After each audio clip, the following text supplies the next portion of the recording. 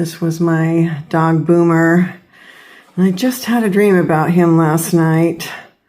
He died nearly 30 years ago. Actually, it's been 31 years.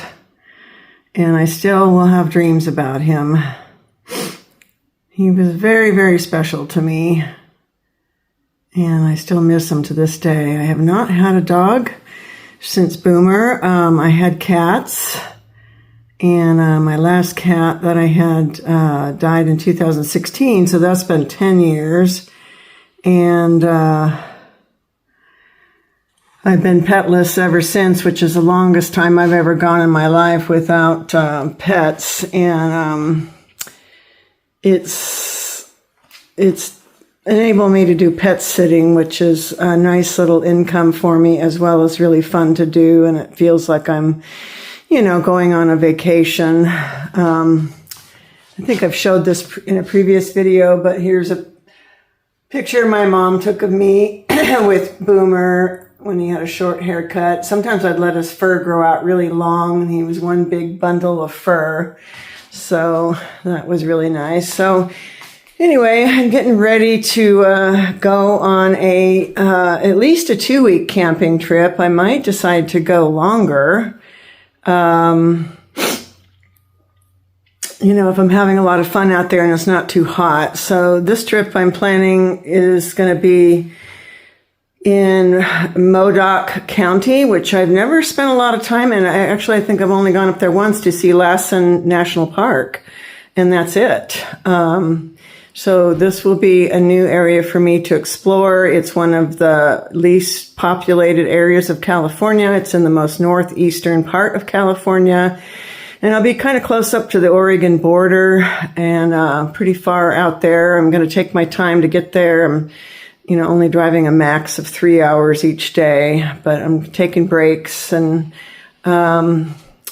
so I'm just getting ready today to get packed up to go.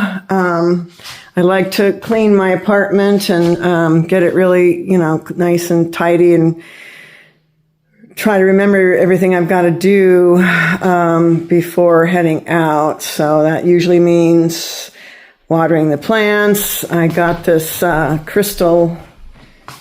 of these crystal balls that will hopefully water it for a couple of weeks. I don't know if it'll last that long, but I'm hoping, because this plant's doing well and I don't want it to die.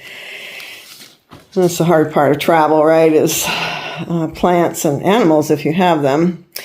And then I have some other plants too outside and on my patio. I've got a patio out here, and so I took them out of the hot sun and I put them in the corner over there so that they don't get quite so much sun. And I've put water on the bottom, plus put those crystal balls in there. So hopefully that will water them for long enough. If I'm, it's June, so if the weather really keeps up the way it is, which it's been pretty warm, I'm a little concerned. But I don't really have any neighbor that I feel that I can trust to come into my apartment and water stuff. So unfortunately, that's the case. I do have a nice lady who will pick up mail and stuff for me, but other than that, I don't really have anybody. So it's a little challenging. Got all my little window decor. So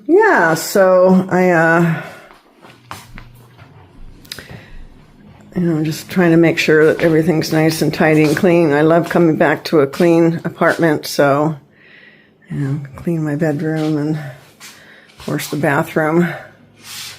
And I've got my table filled with stuff because I'm going to be, last thing I always do on a trip is load up my ice chests. What I do to get ready is, as it leads up to it, I start freezing a lot of stuff, meats and so forth. And in fact, I got to take these out. I've been freezing these, flash freezing these pork burgers, so I will put those in a bag now that they're frozen, and I'll have pork burgers ready to go. So my freezer's packed right now. It's usually not this packed. And so then that way I've got a lot of things in my, I usually fill up the freezer in my RV, and then I've usually got plenty to last me for at least a couple of weeks, if not longer. And so, yeah, those are the things I do to get ready. And I'm up on the third floor of a apartment complex, so it's usually several trips back and forth. I love my little cart here because it really helps a lot to haul things up and down. Thankfully, we do have an elevator, and so makes it a lot easier to do. So, yeah, I just cleaned my kitchen, so I've got a nice clean kitchen to come back to. And, yeah, I'm just going to have a little bit of, I think I'll have one of my quick breakfasts that I do when I'm kind of in a hurry is to do, let me see, where is it? I made some concentrated iced tea to have. Okay, I've got some cottage cheese, and then I do blueberries. So we'll take that out. And cottage cheese, and then some nuts on that. So this is the cottage cheese I really love, the Good Culture one. I eat a lot of cottage cheese. There's not too many cheeses I can have that don't give me migraines, so I have to be careful, but I can have fresh cheeses, so I kind of go crazy with the cottage cheese and the ricotta cheese. Got my big carton of goat milk. I probably eat too many dairy, but I love dairy. What can I say? I made these cookies. They're made with maple syrup. So, little treat on the road. Got my duck eggs that I got from Costco. I love duck eggs. And then, of course, veggies. I treat myself to dates once in a while. And then I had gotten a lot of snacks. I got tortilla chips and popcorn and dried apple slices, things like that. So, alrighty, I better get going on the road.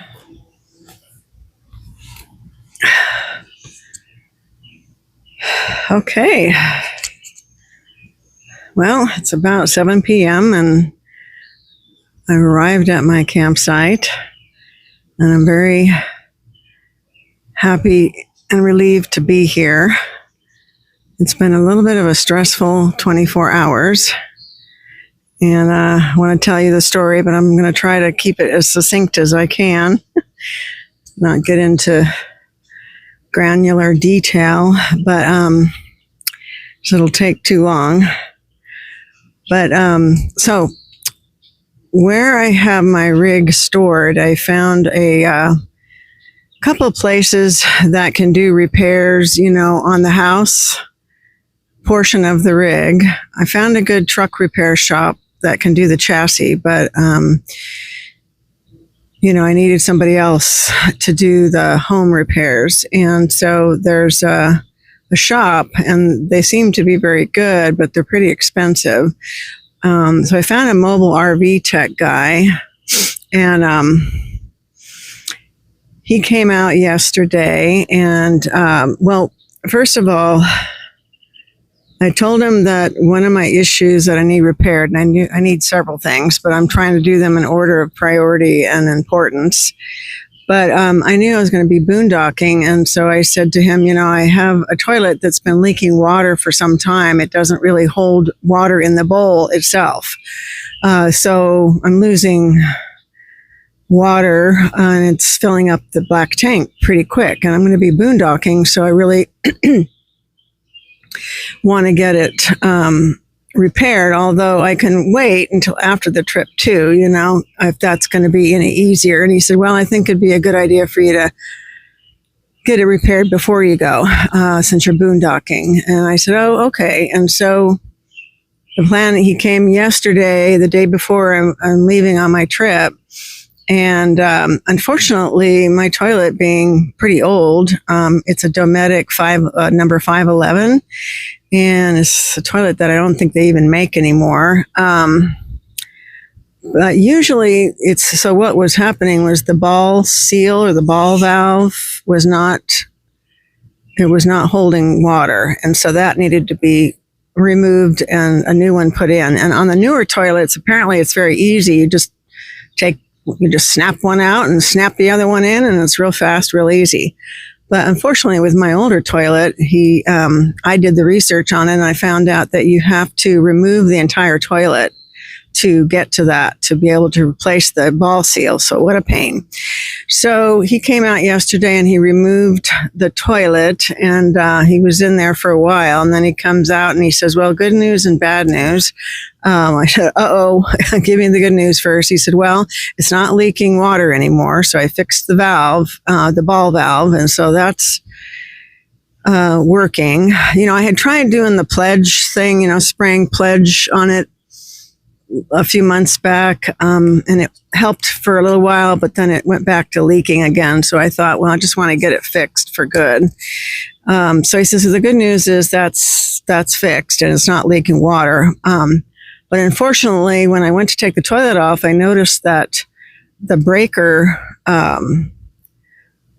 vacuum, I think they call it, in the back, was broken and it was leaking water. He says it's probably been happening for some time. And unfortunately, this part, we won't be able to get it today. So he gave me different options and stuff. And I'm like, I don't know what option, all the options seem kind of bad. He said, well, let me do this. He said, let me see if I can try to give you a temporary fix. I'm going to go to Home Depot and see if I can jimmy up something to get the part fixed well enough for you to be able to, use your toilet on the trip. I said, okay, that sounds good to me. So he was able to find at Home Depot a brass fitting and was able to put some plumber's tape and get that broken piece fixed. He says, and he was really excited when he got back. He says, I think I've got it. I think this is going to last. I think it's going to be good. You're going to be good, So I'm like, yes, good. Thank God, I'm leaving tomorrow. Not much time. So I'm all optimistic about it. But then this morning, I heard dripping water.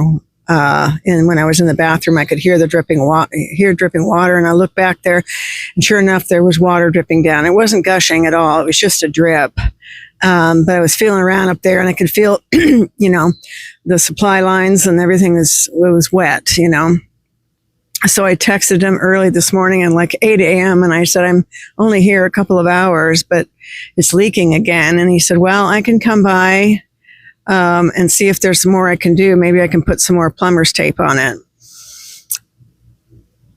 Mind you, it took him 2 hours yesterday to do the removal of the toilet and repair the ball seal. So that he charges $150 an hour, so it was $300.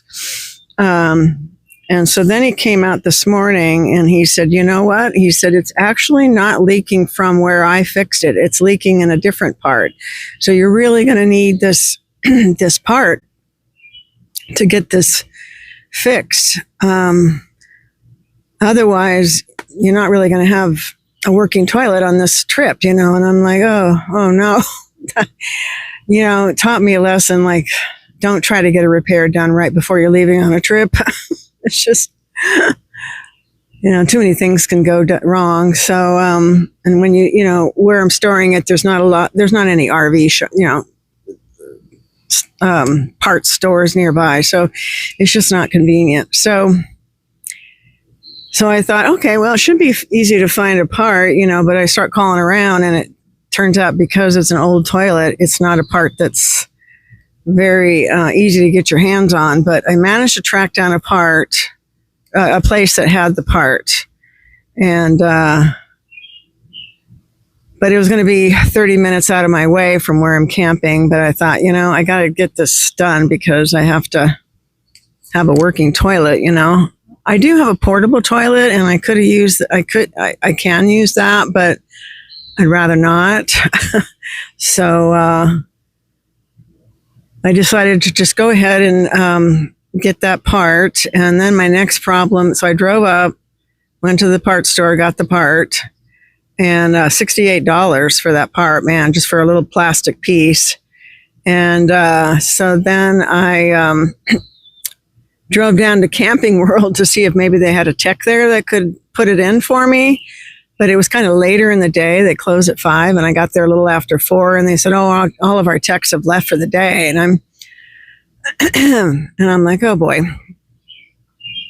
I was going to try to do it myself because it didn't look too hard, but I didn't really have the tool that I needed for it. Plus, I wasn't sure I could get under there with my back issues. It's kind of a hard to reach place behind the toilet, up and behind the toilet, and I wasn't too confident I could do it. So I called around to a couple of mobile techs after I got the part this afternoon. And I got really lucky. The first place said, "No, we're not available till Monday." And I said, "Oh dear." And so then I called another place, and he said, "Yeah, I'm available. And as a matter of fact, I'm right here at Camping World, which is where I was parked." I said, "Oh my God, that's a miracle. You're right here." And I'm just out in the parking lot. So he came out and he switched it out, and it took him all of 10, 15 minutes. And he said, "You're good to go, so it's all working. So far, hopefully that will." I'm always a little nervous after repair because I don't know if it's gonna stick and definitely work. So there was one part that he didn't use, and I'm a little worried about that. But anyways, he said, "Okay, that'll be $150. $150? It took you 15 minutes and you were right here." And he said, "Well, normally we would charge $300 because we would charge a call out fee." He said, "But since I was right here, I won't charge you that." He says, "Our minimum is 1 hour." So, okay, $150, so a lot of money going out the door. $300 yesterday, $68 for the part, $150 for the repair today. Now, the mobile RV tech today said to me, he said, "So did this mobile tech that you had yesterday, did he tell you that he broke this part?" And I said, "No, he didn't say that. He told me that it was broken and that he thought that it was broken like that for a long time or a while." And he kind of shook his head a little bit, and he didn't seem to believe that. So I think what happened is it probably got broken when he removed the toilet because he didn't take it out first, and he yanked the toilet and it broke that piece. And so, he either wasn't aware that he broke it, or maybe he was aware and didn't want to cop to it. Who knows? But it's shaken my confidence a little bit in him that he didn't know that to remove that part first, remove that vacuum breaker. So it ended up causing me a lot of problems because I had to go way out of my way. I had to drive past where I'm camping 30 miles to get the part. And then I had to drive back down to the campground here. And in the morning, I've got to drive 30 miles north again. So that's like a lot of backtracking, and that's gas money. So, that mistake has ended up costing me a bit of money. So yeah, I'm a little bit worried about whether or not I should use him again. He had very fair pricing, I thought, and he seemed pretty, even though things were, he did another repair for me and it took him long, but he charged me less than actually how long it took. So I thought, well, he's trying to be fair with his pricing. But then again, it seems like he's taking a long time to diagnose things, and I don't think they should charge for that, really. The guy today even, he scared me because he's like, he didn't seem to be familiar with the part or how to do it. He says, "Where does this go?" And I'm like, oh my God, what is with these mobile RV techs? I guess they're used to just working on mostly new RVs, and that's the problem.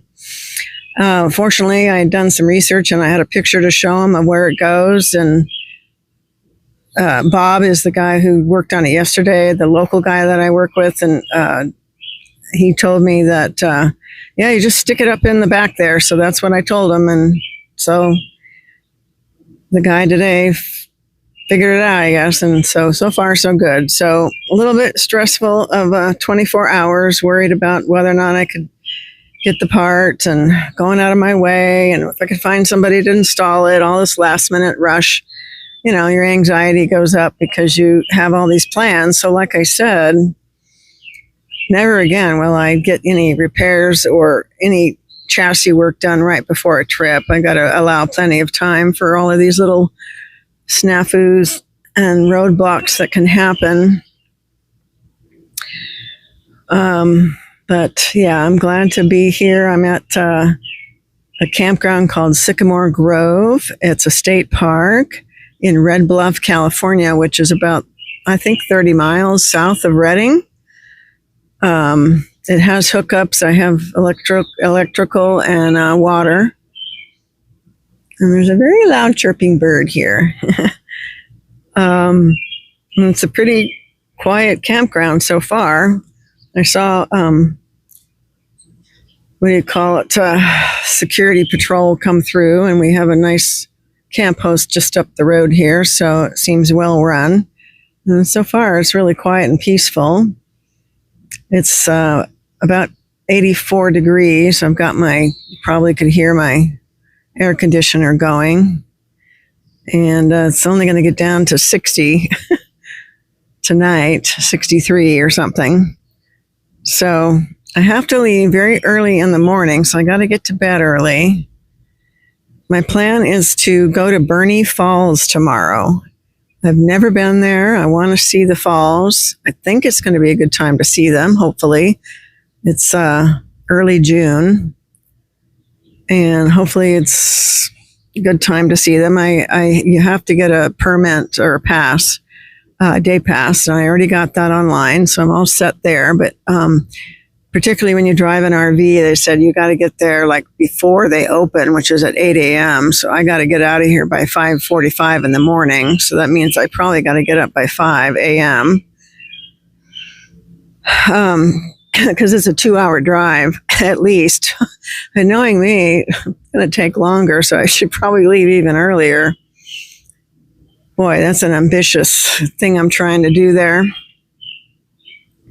I don't know how it happens. I'm a little bit confused as I left my camp spot this morning, or the place where I store my rig, at about a little bit before 11. And I didn't get up here to Redding until 4. So that's 5 hours, and it's a 3-hour drive. So how did that happen? I didn't even stop that much. I don't know how that happens, why it gets stretched out for so long. I can't think, did I? Oh, I did stop and have lunch, so that was a half an hour. But still, so hopefully in the morning, I'll get there early enough that I can get a parking spot with the RV. So I'm excited about that, and I'm happy to be sharing it with you. All right, talk to you later. I'm just taking an evening walk here before it gets too dark. She said there's a botanic garden somewhere, but I cannot figure out how to get there.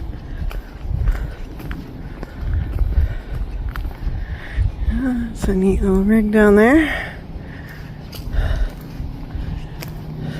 This looks like I see some signage over here. I guess I'm going to walk down here.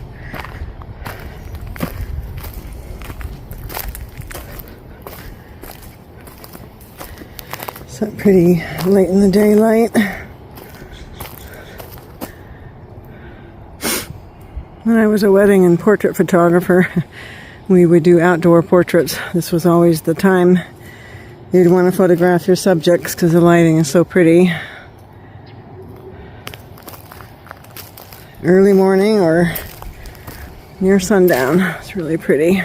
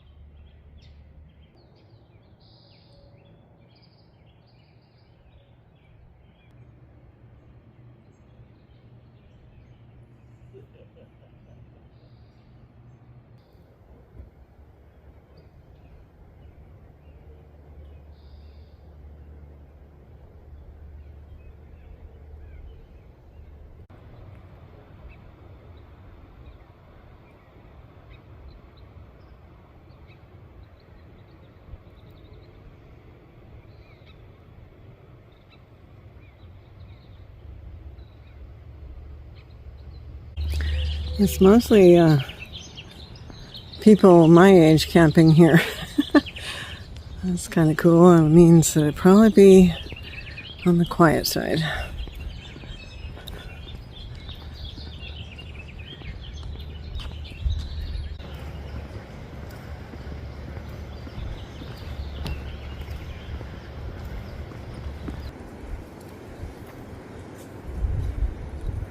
Well, I am proud of myself. I'm leaving at the exact time that I wanted to leave. Turn right toward Red Bluff Recreation Area. Then at the next stop sign, you'll turn left. There was some really cool lean-tos and tents over there. Yeah, pretty quiet park for Saturday in June for a Saturday night. I'm amazed. But anyways, I'm leaving nice and early, and I should be getting to Burney Falls by 7:30, and that was what was recommended. To beat the crowds and be sure to get an RV spot because there's very few of them. I'm having to do this because of my RV and the lack of parking. So I should get there nice and early, so I'm really excited.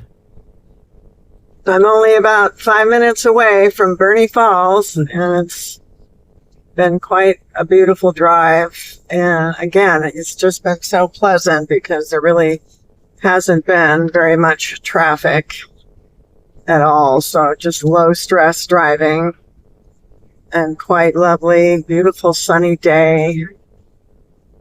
I just love travel. It's so cool. You know, I usually go up Highway 5 and just, keep going north. I've done that road so many times, but I've never really explored this portion of California all that much. So it's exciting to be in a new area of California that I haven't really explored very much. And so it's very exciting. I just love it. Well, I just got here to the parking lot. I can hear the falls from here. I was the first one here. Literally, when I pulled up into the kiosk, I was the first one. So I'm very happy. And first one in the parking lot. It's a rather small parking lot, so yeah, no wonder they're doing a reservation system now, because definitely can control the flow of people, because this isn't a very big parking lot at all. They charged me another $10. I paid $10 online. Let me see what this is. But they said that since I'm in an oversized vehicle, it was $10 more. Not sure where this goes, but I don't think that's the main trail. Maybe I'll check that out later. Oh, there's a fast streaming little river down there, so that bodes well for the falls. Falls overlook. Wow, this is fantastic to have it to myself. Oh my goodness. Did not expect this. Just lovely. All right, I made it to the first overlook. Oh, wow. That is amazing. Gosh, I don't think I've ever seen anything like this before. Wow.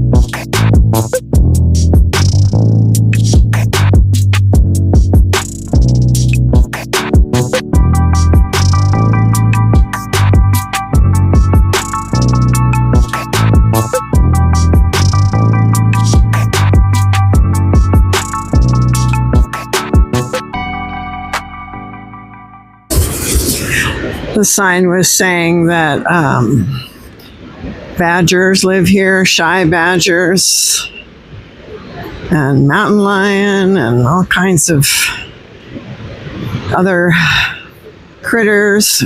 Oh my goodness, to see this up close view is amazing. Wow, and to have this to myself like this, amazing. Oh my goodness.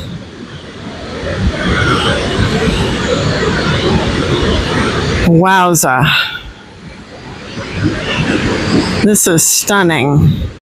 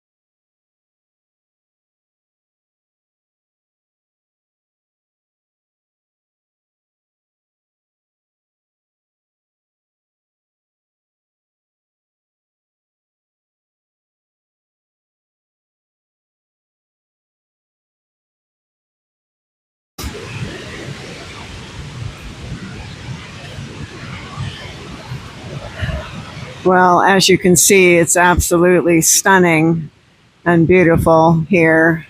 So glad I came. It exceeded my expectations, which is always a really nice thing. Lots of volcanic rock everywhere. And there's a loop trail that heads away from the falls that I think I might go on. Most people are heading back up the hill, but I'm thinking I'm going to try the loop trail. I have lots of time on my hands because I can't check into my next campground until 2 o'clock, and it's early in the morning right now.